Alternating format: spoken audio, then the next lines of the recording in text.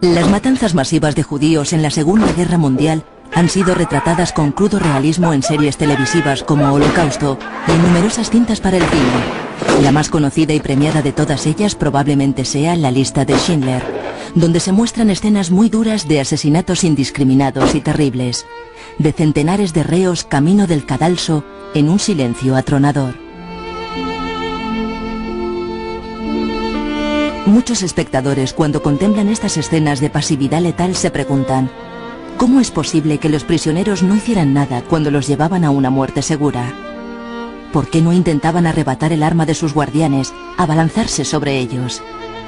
¿Qué perdían con un último acto de rebeldía, con un último intento de fuga, si sabían que la puerta del barracón al que les llevaban como ganado no era sino la morada definitiva? Cuando aparecen en pantalla estas escenas, muchos espectadores se revuelven nerviosos en sus asientos o susurran unos imperceptibles: corre, quítale la pistola, salta sobre él.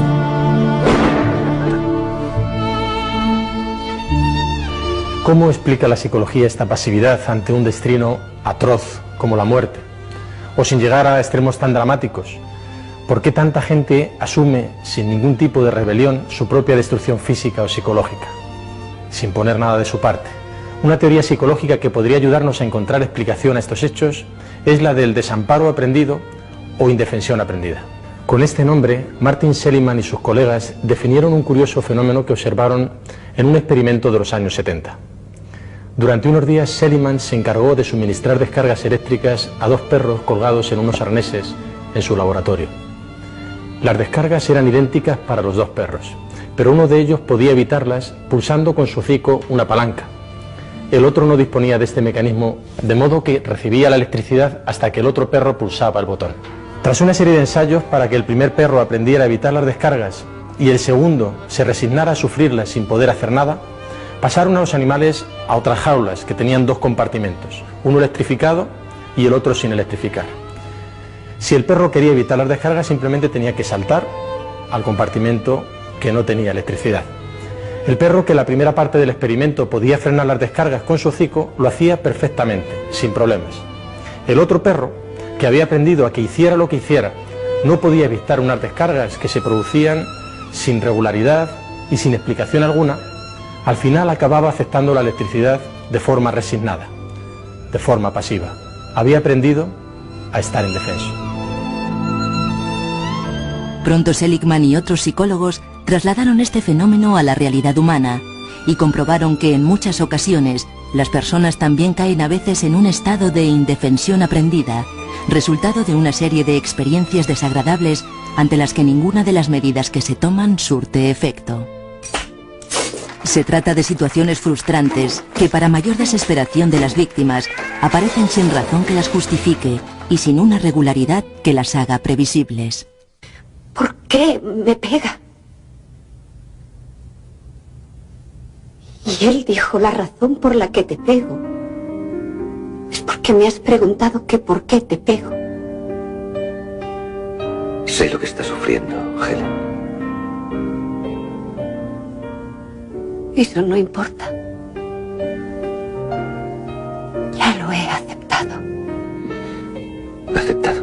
Según cuentan los historiadores, eso es lo que pasaba en los campos de concentración nazis y lo que sigue sucediendo en los centros donde se tortura. En estos lugares no existe una lógica que permita a los reos prepararse para el castigo, pues ante las mismas conductas, unas veces se les tortura o asesina y otras no se les hace nada. Está bien, puedes irte, vete, te perdono. En estos lugares no hay tampoco opciones para reducir el sufrimiento.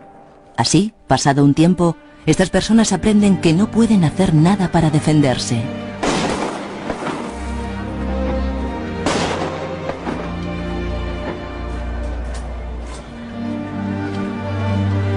No solo en lugares tan tenebrosos como los campos de concentración o los centros de tortura se puede aprender la indefensión.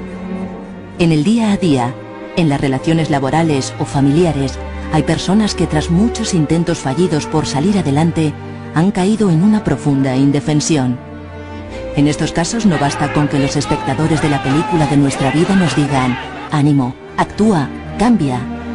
Es necesario desaprender la indefensión y recuperar la confianza en uno mismo, para lo que a veces la ayuda de un amigo, un familiar o un profesional de la psicología puede ser decisiva.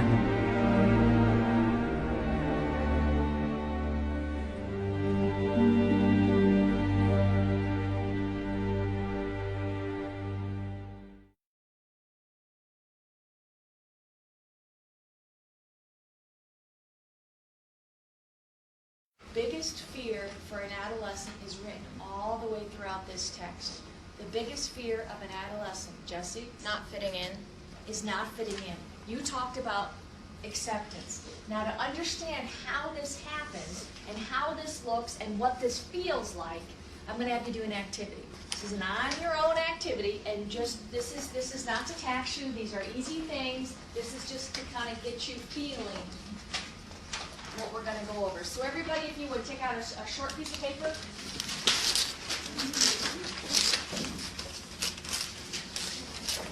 I'm going to pass out these papers, and just keep them face down. And if you would, no one write on these, write on your own papers.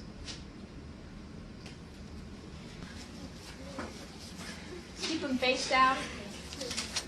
Yeah.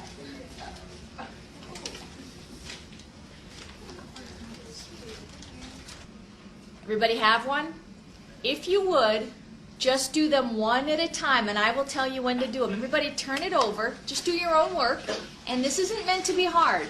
These are anagrams. Just do the first one only. Go ahead and solve it. An anagram is rearrange the letters to form a word. Just one. Just rearrange those letters to form a word.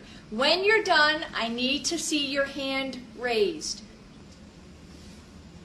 Okay, keep going. We'll wait. Keep your hands up, please.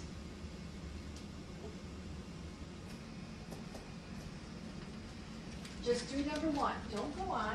Don't go on. This isn't meant to be difficult. Okay, put your hands down. Let's just go to number two. Don't even worry about number one. Go to number two. Solve that one. Again, when you're done, I want to see your hands up. Everybody's hands down.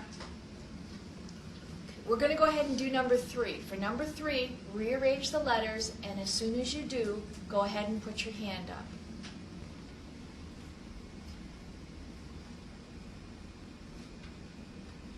Here's what you need to know. You were both given two different lists.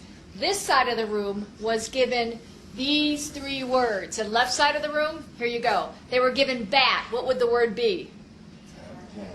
The second one, they were given lemon. Brian, the word? Melon. Melon. They were easy. The trick here was both of you were given the third word, which was the same.